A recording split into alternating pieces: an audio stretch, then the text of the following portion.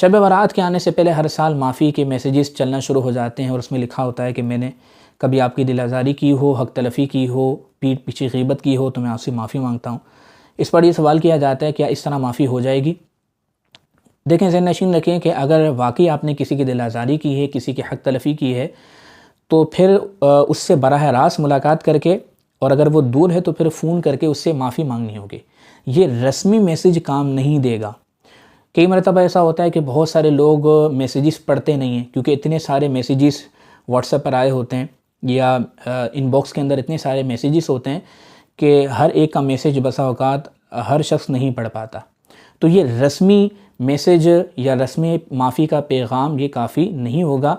अगर वाकई किसी की दिल आज़ारी की है, किसी की हक़ तलफ़ी की है, तो बराह रास्त मुलाकात करके माफ़ी मांगनी होगी या कॉल करके उनसे माफ़ी मांगनी होगी और माफ़ी के तमाम तरह तकाज़े पूरे करने होंगे। कि अगर उनकी रकम हड़प ली है तो फिर उनको देनी होगी, या फिर वो ख़ुद दिल से समीम क़ल्ब से माफ़ कर दें तो ये माफ़ हो जाएगी। और जगह पर कब्ज़ा किया हुआ है या फिर किसी चीज़ पर कब्ज़ा कर लिया है तो फिर वो चीज़ उनको देनी होगी।